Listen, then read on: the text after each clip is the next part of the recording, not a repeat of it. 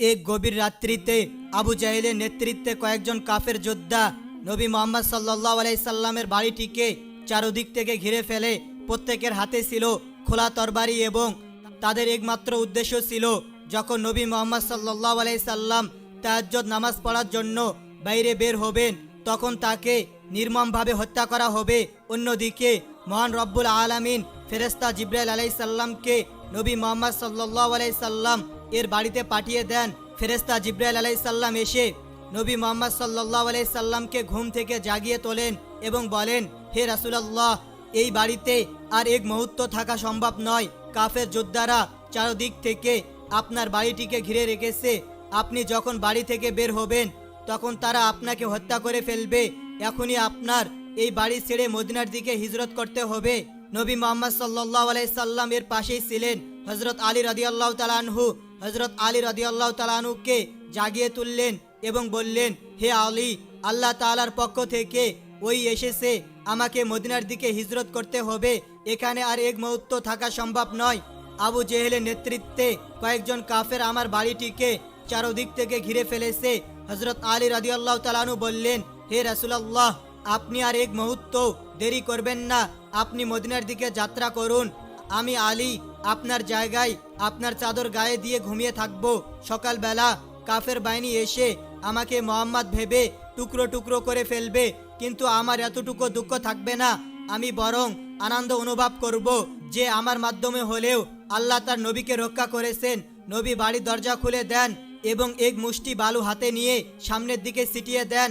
আল্লাহ রব্বুল আলামিনের অলৌকিক শক্তিতে সে বালুর কোণাগুলো প্রত্যেক কাফের যোদ্ধার চোখে গিয়ে পৌঁছায়। তারা ছটফট করতে শুরু করে। এই সুযোগে রাসূল বাড়ি থেকে বের হয়ে চলে যান। নবী মুহাম্মদ চলে যান হযরত আবু বকর রাদিয়াল্লাহু তাআলা আনহুর বাড়ির দিকে। হযরত আবু বকর রাদিয়াল্লাহু তাআলা আনহুর বাড়িতে পৌঁছা মাত্র একবার নক করেন, সঙ্গে সঙ্গে দরজা খুলে যায়। রাসূল অবাক হয়ে বলেন, হে আবু বকর, এত গভীর রাত্রিতে মাত্র একবার নক করার সাথে সাথে দরজা খুলে দিলে, তুমি কি ঘুমাওনি?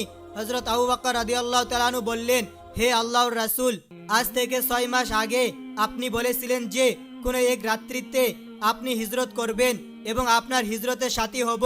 আমি আবু বকর সেই দিন থেকে এখন পর্যন্ত কোনো রাত্রিতে আমি বিছানায় পিঠ ঠেকাইনি। কখন এসে আমার রাসূল আমাকে ডেকে নেবেন? আমি আবু বকর দরজা খুলতে যদি দেরি হয়, না জানি আবু জেহেল এসে আমার নবীকে আঘাত করে। রাসূল বলেন, হে আবু বকর, এখানে আর এক মুহূর্ত থাকা চলবে না, চলো আমরা মদিনার দিকে রওনা দেই। গভীর নিস্তব্ধ রাত্রিতে হযরত আবু বকর রাদিয়াল্লাহু তাআলা আনহু এবং রাসূল সাল্লাল্লাহু আলাইহি সাল্লাম মদিনার পথ ধরে হাঁটতে শুরু করেন। এইদিকে আবু জেহেল এবং তার কাফের যোদ্ধারা বুঝতে পারে যে কেউ তাদের চোখে বালু ছিটিয়ে দিয়েছে। তারা খেয়াল করে দেখে যে মুহাম্মদ সাল্লাল্লাহু আলাইহি সাল্লামের বাড়ির দরজা খোলা। আবু জেহেল এবং তার কাফের যোদ্ধারা নবী মুহাম্মদ সাল্লাল্লাহু আলাইহি সাল্লামের বাড়ির ভিতর প্রবেশ করে।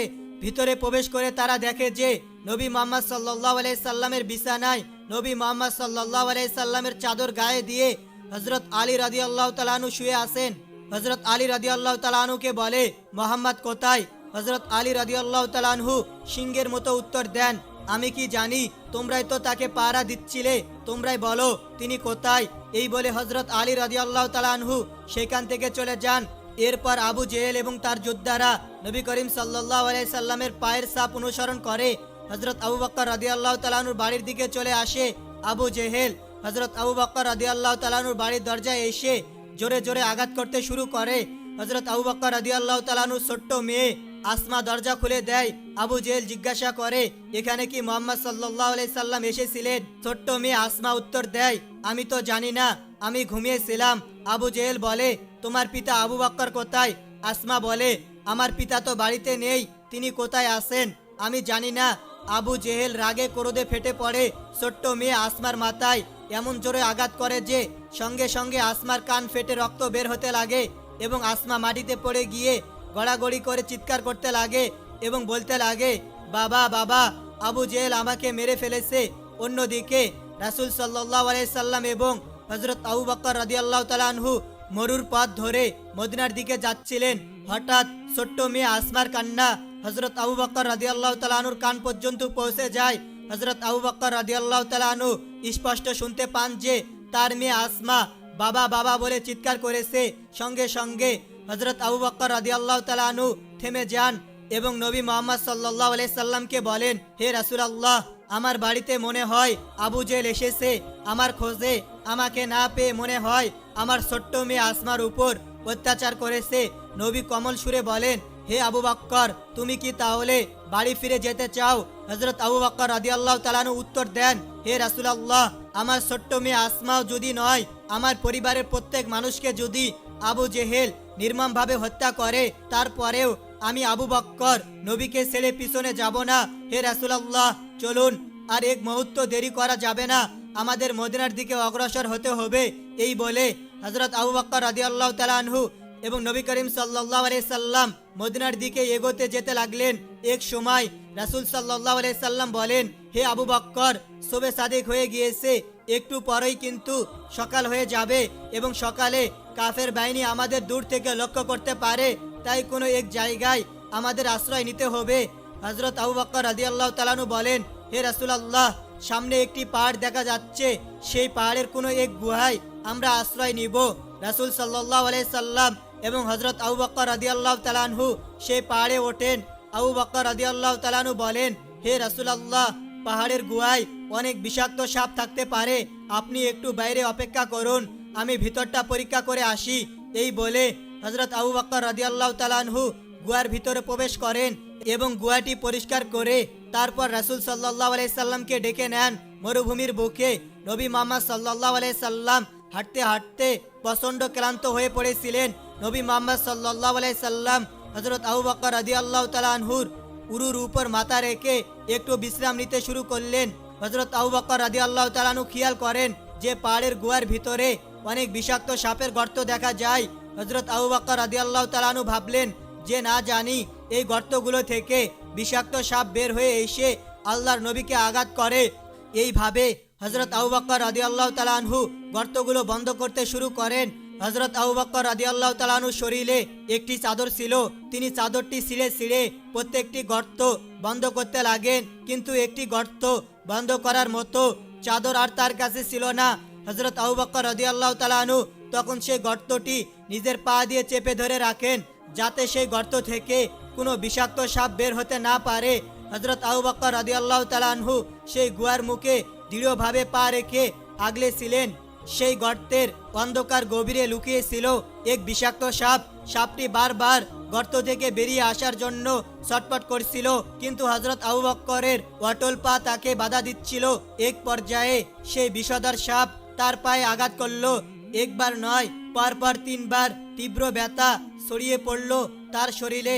হযরত আবু বকর বুঝতে পারলেন কোনো বিষাক্ত প্রাণী তার পায়ে আঘাত করেছে, তবুও তিনি তার পা এক চুলো সরালেন না। সাপের বিষ তার শরীরে ছড়িয়ে পড়ল, তার দেহ লীলাময় হয়ে উঠল আর তার চোখ থেকে অশ্রু গড়িয়ে পড়তে লাগলো। সেই অশ্রুর ফোঁটা যেন হৃদয়ে নিবিড়িত ভালোবাসায় এসে পড়ল। প্রিয় নবী হযরত মুহাম্মদ সাল্লাল্লাহু আলাইহি সাল্লামের গালের উপর সঙ্গে সঙ্গে নবীজির নিদ্রা ভেঙে গেল। তিনি জেগে উঠে উদ্বিগ্ন কণ্ঠে বললেন, হে আবু বকর, তোমার কি হয়েছে? তুমি কেন কাঁদছো? তোমার কি পরিবারের কথা মনে পড়েছে? স্ত্রী সন্তানের জন্য মন কেমন করছে?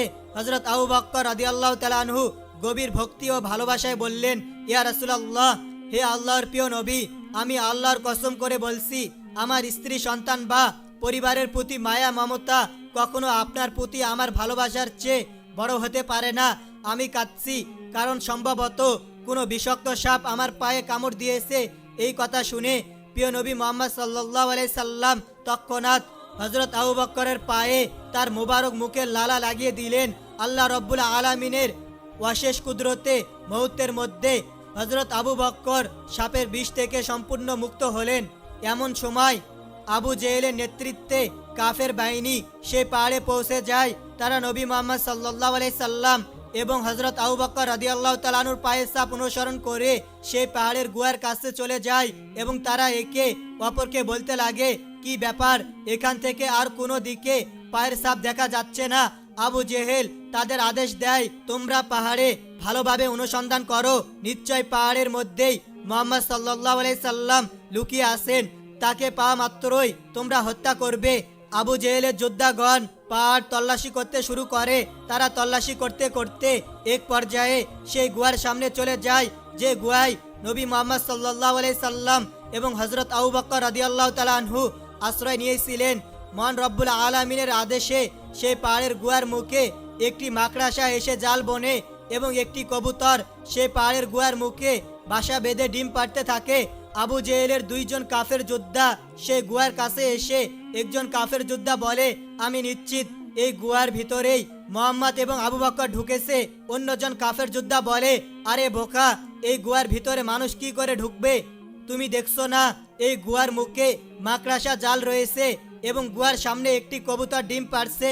কোনো মানুষ যখন এই গুহার ভিতরে ঢুকবে সঙ্গে সঙ্গে সেই কবুতরটি উড়ে যাবে এবং মাকড়াসার জাল ছিঁড়ে যাবে। আবু জেহেলের যোদ্ধারা পুরো পাহাড় তল্লাশি করেও নবী মুহাম্মদ সাল্লাল্লাহু আলাইহি সাল্লামকে খুঁজে পান না। তারপর তারা নিশ্চিত হয় যে নবী মুহাম্মদ সাল্লাল্লাহু আলাইহি সাল্লাম এখানে নেই। এইভাবে তারা সেখান থেকে ফিরে চলে যায়। অতঃপর আবু জেহেলের কাফের যোদ্ধারা যখন সেখান থেকে চলে যায়, নবী মুহাম্মদ সাল্লাল্লাহু আলাইহি সাল্লাম এবং হযরত আবু বকর রাদিয়াল্লাহু তাআলা আনহু সেই পাহাড়ের গুহা থেকে বের হয়ে মদিনার দিকে আবার যাত্রা শুরু করেন। প্রচণ্ড রোদে উত্তপ্ত মরুভূমিতে হাঁটতে হাঁটতে তারা অনেক ক্লান্ত হয়ে পড়েন। নবী মুহাম্মদ সাল্লাল্লাহু আলাইহি সাল্লাম বলেন, হে আবু বকর, তুমি দেখো তো সামনে কোথাও বাড়িঘর দেখা যায় কিনা। আমরা প্রচণ্ড ক্ষুধার্ত এবং তৃষ্ণার্ত। সামনে যদি কোনো বাড়িঘর দেখা যায় তাহলে সেখান থেকে আমরা কিছু খাবার অথবা পানি পেতে পারি। হযরত আবু বকর রাদিয়াল্লাহু তাআলা আনহু বলেন, রাসূলুল্লাহ, এই মরুভূমিতে কোনো বাড়িঘর দেখা যাচ্ছে না, তবে ওই যে একটু দূরে একটি বাড়ির মতো কিছু একটা দেখা যাচ্ছে, চলুন আমরা সেদিকে অগ্রসর হই। কিছু দূর পথ অগ্রসর হওয়ার পর নবী মুহাম্মদ সাল্লাল্লাহু আলাইহি সাল্লাম এবং হযরত আবু বকর রাদিয়াল্লাহু তাআলা আনহু সেই বাড়ির কাছে পৌঁছান এবং তারা অনেক আশ্চর্য এবং অবাক হয়ে যান। আশেপাশে কোনো বাড়িঘর নেই। এরকম নির্জন এক মরুভূমিতে এই বাড়ি কোথা থেকে এলো? এত কিছু না ভেবে নবী মুহাম্মদ সাল্লাল্লাহু আলাইহি সাল্লাম এবং হযরত আবু বকর রাদিয়াল্লাহু তাআলা আনহু সেই বাড়ির ভিতরে প্রবেশ করেন। নবী মুহাম্মদ সাল্লাল্লাহু আলাইহি সাল্লাম বলেন, হ্যাঁ আবু বকর, তুমি দেখো তো বাড়িতে কেউ আছে কিনা। হযরত আবু বকর রাদিয়াল্লাহু তাআলা আনহু বলেন, বাড়িতে কেউ আছেন? আমরা দুইজন মুসাফির, আমরা প্রচণ্ড তৃষ্ণার্ত ক্ষুধার্ত। সেই ঘরের ভিতরে একজন নারী ছিলেন, সেই নারীর নাম ছিল উম্মে মাবাদ। উম্মে মাবাদ ঘর থেকে উত্তর দেন, আপনারা কোথা থেকে এসেছেন? হযরত আবু বকর রাদিয়াল্লাহু তাআলা আনহু বলেন, আমরা মক্কা থেকে মদিনার দিকে যাত্রা করেছি। আমরা মরুভূমিতে চলতে চলতে প্রচণ্ড তৃষ্ণার্ত ক্ষুধার্ত। উম্মে মাবাদ বলেন, হে পথিক, আমার ঘরে তো কোনো প্রকার খাবার নেই। আমার স্বামী সারাদিন মরুভূমিতে ছাগল চড়ান এবং সন্ধ্যাবেলায় সেই ছাগলগুলো নিয়ে আসেন। সেই ছাগল থেকে সামান্য কিছু দুধ পাওয়া যায়। সেই দুধ খেয়ে আমরা স্বামী স্ত্রী রাত্রি যাপন করি। হযরত আবু বকর রাদিয়াল্লাহু তাআলা আনহু বললেন, হে বোন, আপনি কি আমাদের একটু পানি দিতে পারবেন? আমরা প্রচণ্ড তৃষ্ণার্ত। উম্মে মাবাদ বলেন, হে পথিক, আমরা মরুভূমিতে বাস করি, এখানে পানি পাওয়া অসম্ভব ব্যাপার। তবে আমার স্বামী যখন কাজ থেকে ফিরে আসবেন তিনি সামান্য কিছু পানি নিয়ে আসতে পারেন। আপনারা চাইলে সেই সময় পর্যন্ত অপেক্ষা করতে পারেন। রাসূল সাল্লাল্লাহু আলাইহি সাল্লাম তার দৃষ্টি ফেলাইলেন এবং দেখলেন উম্মে মাবাদের ঘরের সামনে একটি ছাগল দড়িতে বাঁধা আছে। তিনি হযরত আবু বকর রাদিয়াল্লাহু তাআলা আনহুকে বললেন, হে আবু বকর, তুমি মহিলার কাছ থেকে অনুমতি নাও, আমরা কি ছাগলের দুধ দহন করে পান করতে পারি? হযরত আবু বকর তৎক্ষণাৎ উম্মে মাবাদের কাছে গিয়ে নম্র কণ্ঠে বললেন, হে বোন, আপনি যদি আমাদের অনুমতি দেন তবে আমরা আপনার এই ছাগল থেকে কিছু দুধ নিয়ে পান করতে চাই। ঘরের ভিতর থেকে উম্মে মাবাদ উত্তর দিলেন, হে পথিক, এই ছাগলটি প্রচণ্ড অসুস্থ, এতটাই দুর্বল যে এটি উঠে দাঁড়াতে পারছে না। তাছাড়া এটি কখনো বাচ্চা প্রসব করেনি। তাহলে এই ছাগল থেকে আপনারা দুধ পাবেন কিভাবে? হযরত আবু বকর রাদিয়াল্লাহু তাআলা আনহু শান্তভাবে হেসে বললেন, আপনি শুধু অনুমতি দিয়ে দেখুন। হযরত আবু বকর রহস্যময় কথায় উম্মে মাবাদ বিস্ময়ে হতবাক হয়ে গেলেন। একটি ছাগল যে এতটাই অসুস্থ যে দাঁড়াতে পারে না, যার কখনো বাচ্চা হয়নি, সেই ছাগল থেকে দুধ পাওয়ার কথা, এই অসম্ভব কথায় তার মন বিচলিত হয়ে উঠল। কৌতূহলী হয়ে তিনি ঘরের জানালা খুলে এই দুই পথিকের মুখ দেখার ইচ্ছা করলেন। জানালা খুলতেই তার দৃষ্টি পড়ল রাসূল সাল্লাল্লাহু আলাইহি সাল্লামের নুরানি মুখের উপর। তিনি বিস্ময়ে হতবাক হয়ে গেলেন এবং বলে উঠলেন, আমি আমার জীবনে কখনো এত সুন্দর মানুষ দেখিনি, এত নুরানি, এত মহিমাময় কি কোনো মানুষ হতে পারে। উম্মে মাবাদ বিস্ময়ে মুক্ত হয়ে নবীজির দিকে তাকিয়ে রইলেন। তারপর বললেন, ঠিক আছে, আমি অনুমতি দিলাম, যদি আপনারা এই ছাগল থেকে দুধ পান করতে পারেন তবে তা নিশ্চয়ই পান করতে পারবেন। রাসূল সাল্লাল্লাহু আলাইহি সাল্লাম হযরত আবু বকরকে বললেন, আবু বকর, তুমি মহিলার কাছ থেকে একটি পাত্র নিয়ে এসো। উম্মে মাবাদ তাদের একটি পাত্র দিলেন। নবীজি সাল্লাল্লাহু আলাইহি সাল্লাম বললেন, আবু বকর, এই পাত্রটি অনেক ছোট, তুমি আরো বড় পাত্র নিয়ে এসো। উম্মে মাবাদ তখন একটি বড় আকারের পাত্র এনে দিলেন। রাসূল সাল্লাল্লাহু আলাইহি সাল্লাম সেই বড় পাত্রটি হাতে নিয়ে ছাগলের কাছে গেলেন। বিসমিল্লাহ বলে তিনি ছাগলের মাথায় হাত রাখলেন। সঙ্গে সঙ্গে সেই অসুস্থ জরাজীর্ণ ছাগল অলৌকিকভাবে সুস্থ হয়ে উঠল। তিনি আবার বিসমিল্লাহ বলে ছাগলের গলায় হাত ছুঁয়ে দিলেন। তৎক্ষণাৎ ছাগলের ওলান দুধে পরিপূর্ণ হয়ে উঠল, এতটাই যে দুধের ভারে ছাগলটি ছটফট করতে লাগলো। রাসূল সাল্লাল্লাহু আলাইহি সাল্লাম দুধ দহন শুরু করলেন এবং সেই বিশাল পাত্রটি ছাগলের দুধে ভরে গেল। তিনি হযরত আবু বকরকে বললেন, আবু বকর, তুমি দুধ থেকে পান করো। হযরত আবু বকর বললেন, ইয়া রাসূলুল্লাহ, আপনি আগে পান করুন। নবীজি বললেন, আবু বকর, তা কখনো হতে পারে না, তুমি আগে পান করো, তারপর আমি পান করব। হযরত আবু বকর দুধ পান করলেন এবং তারপর রাসূল সাল্লাল্লাহু আলাইহি সাল্লামও তৃপ্তি সহকারে দুধ পান করলেন। কিন্তু আশ্চর্যের বিষয়, দুইজন পান করার পরেও পাত্রটির এক ফোঁটাও দুধ কমল না, অথচ তারা দুজনেই তৃপ্তি সহকারে পান করেছিলেন। এই অলৌকিক দৃশ্য উম্মে মাবাদ জালনার পাশে দাঁড়িয়ে দেখছিলেন। তিনি বিস্ময়ে হতবাক হয়ে গেলেন। রাসূল সাল্লাল্লাহু আলাইহি সাল্লাম বললেন, আবু বকর, এই দুধ ভর্তি পাত্রটি তুমি মহিলাকে ফিরিয়ে দাও। হযরত আবু বকর পাত্রটি উম্মে মাবাতের হাতে তুলে দিলেন। এরপর রাসূল সাল্লাল্লাহু আলাইহি সাল্লাম এবং হযরত আবু বকর রাদিয়াল্লাহু তাআলা আনহু মদিনার পথে আবার যাত্রা শুরু করলেন। উম্মে মাবাত তৎক্ষণাৎ ঘর থেকে বেরিয়ে এলেন। তিনি লক্ষ্য করলেন তার পুরো ঘর জান্নাতে সুগন্ধিতে ভরে গিয়েছে, যেন কোনো স্বর্গীয় খুশবু তার বাড়ির আশেপাশে ছড়িয়ে পড়েছে। রাসূল সাল্লাল্লাহু আলাইহি সাল্লাম এবং হযরত আবু বকর মদিনার দিকে হাঁটছিলেন। উম্মে মাবাত দূর থেকে তাদের দেখছিলেন। তিনি লক্ষ্য করলেন উত্তপ্ত মরুভূমির পথে নবী হাঁটছেন, আরেকটি মেঘের টুকরা তার মাথার উপর ছায়া হয়ে সঙ্গী দিচ্ছে। বিকালবেলা উম্মে মাবাতের স্বামী ছাগল চড়িয়ে বাড়ি ফিরলেন। তিনি বিস্ময়ে বলে উঠলেন, হে উম্মে মাবাত, আজ আমার বাড়িতে কি ঘটেছে? আমি যেন জান্নাতি সুগন্ধি পাচ্ছি, আমার বাড়ির চারদিকে যেন স্বর্গীয় খুশবু ছড়িয়ে পড়েছে, আজ কি ঘটলো? তখন উম্মে মাবাত বললেন, হে আমার স্বামী, আজ আমার বাড়িতে অলৌকিক এবং আশ্চর্য ঘটনা ঘটেছে। মক্কা থেকে দুইজন মহান ব্যক্তি এসেছিলেন। তাদের মধ্যে একজনের সৌন্দর্য এতটাই অপরূপ যে কিয়ামত পর্যন্ত তার প্রশংসা করলেও তা শেষ হবে না। আরো বিস্ময়কর ব্যাপার, আমাদের যে ছাগলটি অসুস্থ ও জরাজীর্ণ ছিল, সেই মহান ব্যক্তি তার গায়ে হাত ছুঁয়ে দিলেই ছাগলটি সুস্থ হয়ে উঠল। যে ছাগলটি কখনো বাচ্চা প্রসব করেনি, তার হাতের ছোঁয়ায় তার ওলান থেকে দুধ ভরে গেল। তিনি এত দুধ দহন করলেন যে কোনো গরু তো দুধ দিতে পারে না। উম্মে মাবাতের স্বামী বিস্ময় হয়ে বললেন, হে উম্মে মাবাত, এই সেই মহান ব্যক্তি যার জন্য আমি অপেক্ষা করেছিলাম। তাকে খুঁজতে আমি এই মরুভূমির পথে ঘর তৈরি করেছি। আমি তাওরাতে পড়েছি মক্কায় এমন একজন নবী আসবেন যিনি হবেন আখেরি জামানার শেষ নবী, সকল নবীর সন্তান। তিনি মক্কা থেকে হিজরত করে মদিনায় যাবেন। তার সাক্ষাৎ পাওয়ার জন্যই তো আমি এখানে বসবাস শুরু করেছি। তিনি উত্তেজিত হয়ে বললেন, হে উম্মে মাবাত, বলো সেই মহান ব্যক্তি কোন পথে গিয়েছেন? উম্মে মাবাত বললেন, তিনি এই পথ ধরে মদিনার উদ্দেশ্যে রওনা দিয়েছেন। সঙ্গে সঙ্গে উম্মে মাবাতের স্বামী ছুটে গেলেন সেই পথ ধরে। রাসূল সাল্লাল্লাহু আলাইহি সাল্লামের সাক্ষাৎ পাওয়ার আশায় ইতিমধ্যে মক্কায় আবু জেহেল ঘোষণা করলো, যে কেউ মুহাম্মদকে ধরে আনবে, তার মাথা কেটে আনবে, আমি তাকে 100 লাল উট উপহার দিব। এই ঘোষণা শুনে সুরাকা বিন মালিকের মনে লোভ জাগলো। তিনি ভাবলেন, রাসূল সাল্লাল্লাহু আলাইহি সাল্লামের মাথা কেটে আনতে পারলে 100 উট পাওয়া যাবে। তৎক্ষণাৎ তিনি ঘোড়ায় চড়ে রওনা দিলেন নবীজির পিছু ধাওয়া করতে। মরুভূমির পথ ধরে ছুটতে ছুটতে এক পর্যায়ে তিনি রাসূল সাল্লাল্লাহু আলাইহি সাল্লাম এবং হযরত আবু বকর রাদিয়াল্লাহু তাআলা আনহুকে দেখতে পেলেন। মদিনার দিকে তারা অগ্রসর হচ্ছে। সুরাকা তার ঘোড়াকে আরো দ্রুত ছুটিয়ে নিয়ে যাওয়ার চেষ্টা করলেন, কিন্তু মুহূর্তের মধ্যে তার ঘোড়ার পা বালুতে আটকে গেল। ঘোড়াটি কিছুতেই এগোতে পারছিল না। সুরাকা ঘোড়া থেকে নেমে তীর বের করে রাসূল সাল্লাল্লাহু আলাইহি সাল্লামের দিকে ছুড়লেন, কিন্তু আশ্চর্যজনকভাবে তার ছোড়া প্রতিটি তীর অকার্যকর হয়ে পড়ল। তীরটি নবীজির দিকে এগোলো না। সুরাকা ঘোড়ায় উঠলেন এবং নবীজিকে ধরার জন্য ঘোড়া ছুটিয়ে দিলেন, কিন্তু পুনরায় ঘোড়ার পা বালুতে ডুবে গেল। এইবার এতটাই গভীরভাবে যে ঘোড়ার পিঠ পর্যন্ত বালুতে ডুবে গেল।